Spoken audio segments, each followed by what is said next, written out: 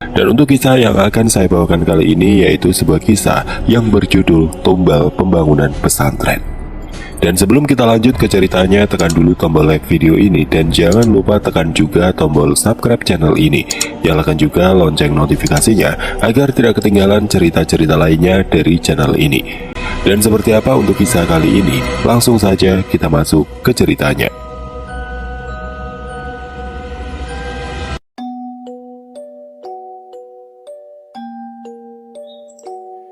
Kisah ini terjadi di sebuah desa yang terletak di lereng Sumbing Sindoro. Di desa ini memang masyarakatnya sangat percaya dan selalu menghargai hal-hal yang berbau klinik. Bahkan ritual-ritual tertentu masih dilakukan di beberapa spot, tempat yang dianggap punya daya magis kuat. Keseimbangan antara manusia dan alam sangat terjaga di situ. Tetapi semua berubah ketika ada sebuah berita akan adanya proyek pembangunan yang mengharuskan mengeruk sebuah bukit. Warga yang mendengar pun segera mungkin menemui kepala desa dan menanyakan kebenaran dari proyek tersebut. Dan memang benar adanya akan ada proyek yang mengharuskan pengerukan bukit, walaupun kepala desa tidak memberikan informasi detail akan dibangun apa di bukit itu. Warga hanya bisa pasrah dan ikhlas apabila bukit yang selama ini mereka jaga akan dibangun sesuatu yang mereka tidak tahu. Warga sebenarnya takut akan terjadi sesuatu yang tidak diinginkan ketika proyek ini berjalan. Berjalannya waktu, datanglah 3 orang asing dan bertemu dengan tokoh-tokoh desa. Mereka menjelaskan bahwasanya pengerukan bukit bertujuan untuk dibuat sebagai pusat jajanan seperti rest area. Bukit ini memang terletak di pinggir jalan besar dan sangatlah strategis. Mereka menjelaskan pula masih terkendala dengan izin, tetapi mereka sudah dipersilahkan apabila ingin memulai pengerukan. Dengan berat hati, tokoh masyarakat mempersilahkan dan tidak akan mempermasalahkan lagi dengan adanya pengerukan. Bukannya tanpa syarat, ada beberapa syarat yang harus dipenuhi para pekerja proyek sebelum memulai segalanya. Mereka harus membawa 2 kepala sapi dengan ekor sapinya, 3 ayam kampung jantan, 12 telur ayam, dan sebuah jarik berwarna coklat muda lengkap dengan bunga. Dan harus diadakan suatu acara yang bertujuan untuk tolak bala, dengan mengundang warga dari 3 kelurahan ikut dalam acara tersebut. Bisa ditebak, karena mungkin pertimbangan biaya yang harus dikeluarkan dari pihak proyek tidak mau memenuhi syarat yang ada dan lebih memilih membayar warga dengan uang agar dilancarkan dalam segalanya. Warga pun menolak dan menginginkan syarat itu harus dipenuhi dari pihak proyek agar para pekerja diberi keselamatan selama pengerjaan proyek. "Memangnya kenapa, Pak? Kalau syaratnya nggak kita kasih?" tanya salah seorang. "Kita nggak bisa kasih tahu, Mas. Kalau Anda nggak percaya sama kami, ya silakan. Itu jalan yang Anda pilih. Yang penting kami sudah memberi jalan yang terbaik," jawab salah seorang warga. Dengan perdebatan yang cukup alot di akhir pertemuan, malam itu tidak ada titik terang antara pekerja dengan warga. Warga yang meminta adanya syarat tetapi dari pihak pekerja proyek tidak mau memenuhi syarat tersebut. 3 hari berselang, warga dikagetkan dengan adanya 2 unit ekskavator yang sudah terparkir di sekitar bukit. Dan hari itu juga sudah dimulai pengerukan. Warga yang melihat hanya bisa menggelengkan kepala dan berdoa tidak terjadi hal yang ditakutkan ketika syarat itu tidak dipenuhi.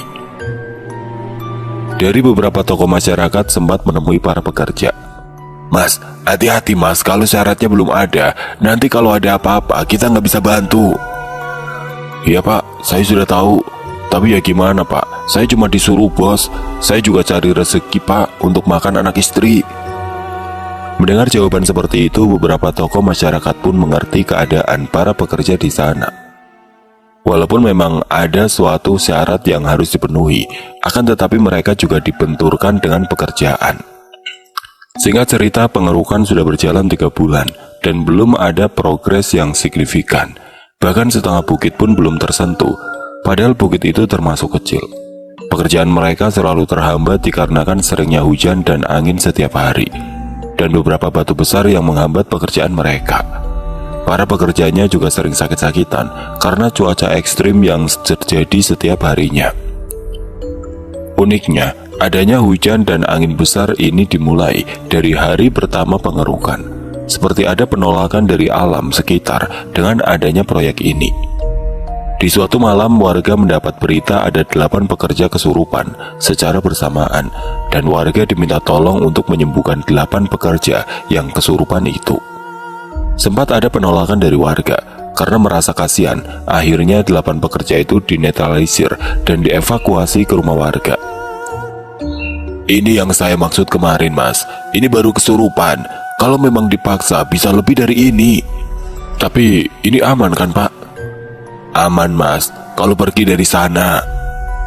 Sempat ada obrolan kecil di antara 8 pekerja, yang intinya mereka akan tetap melanjutkan karena kejadian kesurupan termasuk kejadian yang tidak terlalu membahayakan. Pengerukan masih dilanjutkan dan mulai terjadi hal-hal aneh yang dialami para pekerja. Dari barang-barang yang hilang dan beberapa batu berukuran tanggung yang kembali ke tempat semula walaupun sebelumnya sudah dipindah. Kejadian itu tidak membuat mereka bergeming, mungkin karena memang itu resiko dari pekerjaannya. Puncaknya, 2 sopir ekskavator tiba-tiba mengalami demam tinggi dan muntah darah tanpa sebab. Muka mereka tiba-tiba pucat, bahkan satu di antaranya mengigau. Pekerja lain seketika panik dan dibawalah ke IGD. Sesampainya di sana, wajah pucat dan demam yang dialami seketika hilang. Bahkan mereka bertanya, kenapa bisa sampai ke IGD? Mereka tidak sadar dengan apa yang mereka alami pada waktu itu. Keterangan dokter pun menjelaskan, tidak ada penyakit atau gangguan di organ dalam. Bisa dikatakan 2 pekerja ini sehat walafiat. Mereka kembali ke proyek dan bisa ditebak, mereka merasakan hal yang sama lagi. Bahkan ditambah dengan dada mereka seperti ditusuk besi panas. Mereka berguling di tanah dan mencoba meraih apapun yang ada di depannya. Panas, panas, tolong aku, tolong, dadaku panas banget. Bingung bercampur panik, para pekerja melaporkan kejadian dan meminta bantuan, namun kali ini warga menolak. Akhirnya mereka membacakan ayat Al-Quran dan di situ 2 pekerja ini merasa rasa sakitnya berangsur hilang. Hingga akhirnya rasa sakit itu benar-benar hilang. Para pekerja merasa ini sudah di luar nalar dan berpikir mungkin ini yang dimaksud oleh sesepuh desa. Karena takut kejadian ini dialami semua pekerja, mereka melaporkan kejadian ini ke petinggi proyek.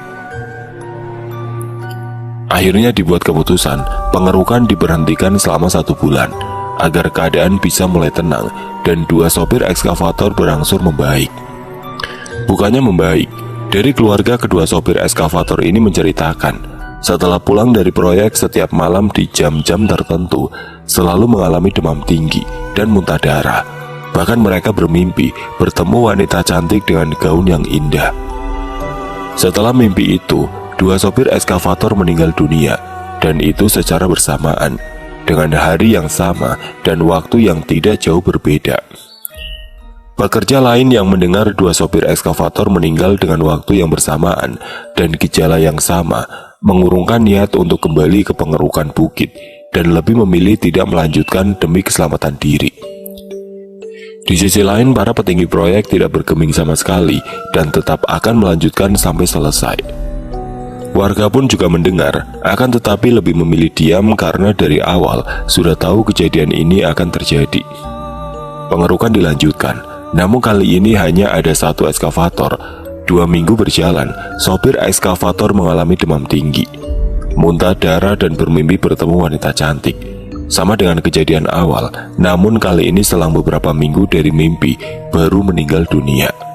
Seperti tidak kapok, diganti lagi dengan orang baru, akan tetapi tetap mengalami hal yang sama. Bahkan bergantian sopir dilakukan 7 kali, dengan kejadian meninggal 5 kali, 2 diantaranya hilang akal. Warga yang mendengar selalu ada kejadian aneh di proyek lebih memilih diam dan tidak ikut campur. Suatu hari datanglah seorang dari petinggi proyek menemui salah seorang sesepuh desa. Dia mengatakan sudah hilang akal dan tidak tahu mau berbuat apa lagi. Karena proyek sudah memakan banyak korban, apalagi banyak yang tidak mau bekerja di proyek itu. Semua sudah terjadi, Mas. Kalau memang dari awal kalian ikut cara kita, nggak seperti ini, Mas. Terus gimana ya, Pak, solusi terbaiknya? Sudah, Mas, Itu diberhentikan saja. Siapa tahu dengan diberhentikan, semua bisa kembali normal.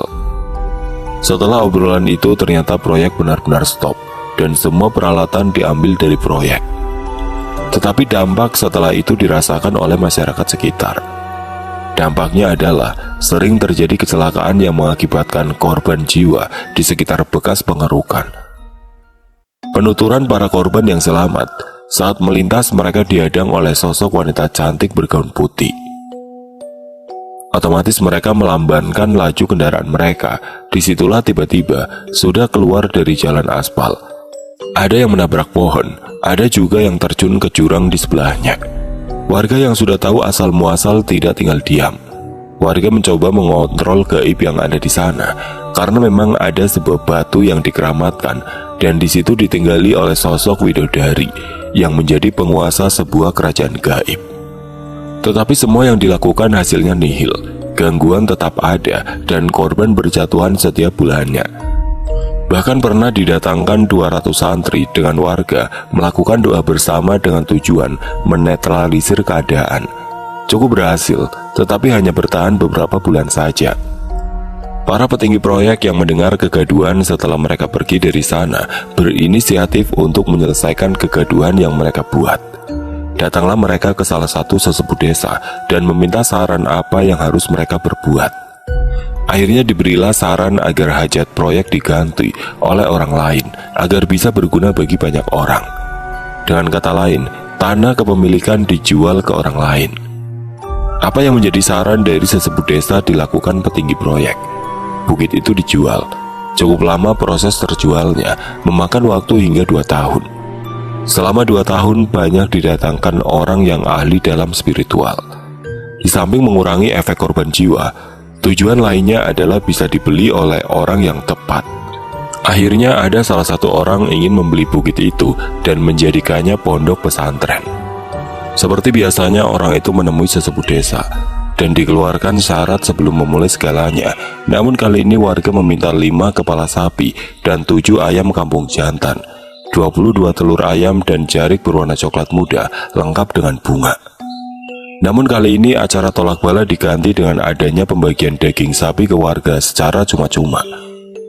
Ditolak mentah-mentah karena berpikir tujuan awal dengan syarat yang ada tidak seirama. Dia memang tidak percaya dengan hal-hal yang berbau mistis dan berpikir itu hanya akal-akalan semata untuk kepentingan perseorangan. Walaupun sudah dijelaskan kejadian yang ada sebelumnya, karena tidak dipenuhinya syarat itu, sempat menawarkan agar pembangunan melibatkan warga yang tidak punya pekerjaan. Sekali lagi ditolak dan tidak boleh melibatkan warga dalam pembangunan pondok pesantren. 1 minggu kemudian dimulailah pelaksanaan pembangunan. Bukit mulai dikeruk. Berbeda dengan sebelumnya, kali ini berjalan lancar. Tidak sampai 4 bulan, seluruh badan bukit sudah hilang dikeruk eskavator. Ya mungkin karena tujuan mulia dan kekuatan doa yang kuat. Pondasi bangunan sudah mulai dibuat. Tetapi di balik semua itu, ternyata selama proses kurang lebih 2 bulan awal kejadian kesurupan dan barang hilang masih dirasakan oleh para pekerja. Dan sekarang semua pekerja yang berjumlah 20 orang bermimpi hal yang sama, yaitu bertemu dengan sosok wanita cantik. Dan di salah satu mimpi pekerja, ada 2 orang lagi yang akan meninggal dan menjadi akhir teror tumbal sebelumnya. Mendengar keanehan dan mimpi dari para pekerja, si pemilik mulai berpikir bahwa apa yang dikatakan sesepuh desa tentang syarat itu benar. Si pemilik juga pernah mendatangkan seorang tokoh agama. Di situ dijelaskan bahwa dulunya sering ada pemujaan dengan adanya tumbal. Namun untuk mengurangi hal itu butuh waktu yang agak lama, karena kekuatan dari empunya tempat sudah semakin besar seiring dengan banyaknya korban jiwa yang berjatuhan. Untuk mencegah mimpi itu benar-benar terjadi, si pemilik datang ke sesepuh desa dan menceritakan mimpi para pekerjanya. Sudah terlambat, Pak. Kan saya sudah bilang harus di awal. Tapi kalau Bapak mau, bisa pakai syarat itu. Tetapi korban hanya berkurang 1. Ya sudah Pak, nggak apa-apa. Ini nanti jadi rahasia saya dengan Bapak. Jangan sampai ada yang tahu selain kita. Yang penting, cepat selesai. Dilakukan semua syarat yang dibutuhkan. Beberapa warga beserta para pekerja berkumpul. Mereka melakukan ritual dengan menguburkan sebuah syarat pas di tengah bukit yang sudah dikeruk.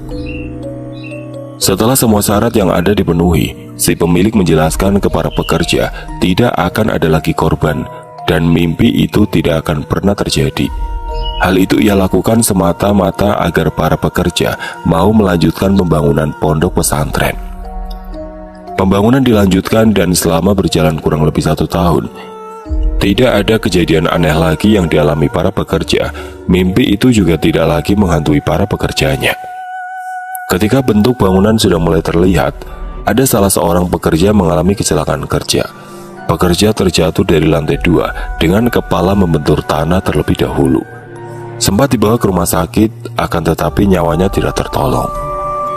4 orang pekerja yang melihat langsung menuturkan, jatuhnya dari lantai 2 sangat tidak wajar, karena jarak dari tepi bangunan agak jauh dan di situ dia seperti didorong oleh sesuatu.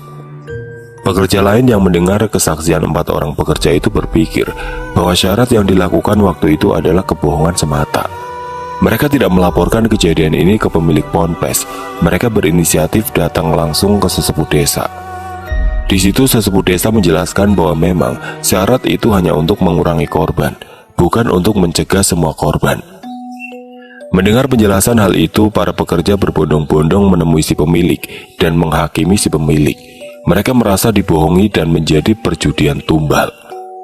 Namun apa daya, ketika sesampainya di rumah sang pemilik, ternyata sudah mengetahui dari keluarga korban dan kabur meninggalkan rumah entah kemana. Tetapi dari telepon terakhir sang pemilik, dia akan memberikan santunan dan bertanggung jawab kepada keluarga yang ditinggalkan. Walaupun begitu, dengan emosi yang memuncak dan penuh rasa kecewa, rumah hunian sang pemilik pun menjadi sasaran para pekerja. Rumah dirusak, bahkan rumah berencana dibakar oleh para pekerja, tetapi sempat dihentikan oleh warga sekitar. Setelah kejadian korban tumbal terakhir itu, bangunan sempat mangkrak bertahun-tahun. Bahkan sudah ada beberapa bagian bangunan yang roboh karena sang pemilik yang tidak datang lagi dan melanjutkan pembangunan. Dan tepatnya di tahun 2019, ada sebuah komunitas yang mencoba mencari dan menghubungi sang pemilik untuk meneruskan pembangunan pondok pesantren yang sudah lama mangkrak itu. Akhirnya bangunan digibahkan dan dipersilakan dibangun. Di situ sang pemilik bercerita ketika dia membangun pondok pesantren itu memang hanya untuk kebutuhan duniawi saja. Dia membuat karena bertujuan untuk menaikkan popularitas dan mencari lumbung suara. Karena di daerah itu dia bisa mendapat 30% dari suara yang dibutuhkan. Dan dia menggibahkan bangunan itu sebagai penebus dosa yang dia lakukan sampai mengorbankan nyawa orang lain. Walaupun sebenarnya di balik semua itu ada sejarah kelam, akan tetapi komunitas ini percaya semua akan berjalan semestinya apabila dijalani dengan ikhlas. Sampai sekarang pembangunan masih berlanjut dan masih dalam tahap finishing. Semua berjalan lancar, bahkan sekarang warga ikut dalam perencanaan pembangunan ke depannya, bahkan mencarikan dana untuk pembangunan pondok pesantren. Mari kita doakan semoga pembangunan berjalan lancar dan bisa menjadi sebuah berkah ketika pondok pesantren ini mulai beroperasi.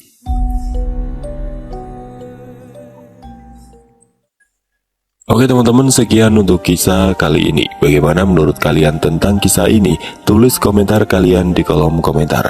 Dan semoga apa yang sudah saya bagikan dalam kisah ini dapat dijadikan pembelajaran untuk kita semua. Dan buat teman-teman yang baru bergabung, jangan lupa untuk like, komen, share, serta subscribe channel ini. Dan nantikan kisah-kisah horor berikutnya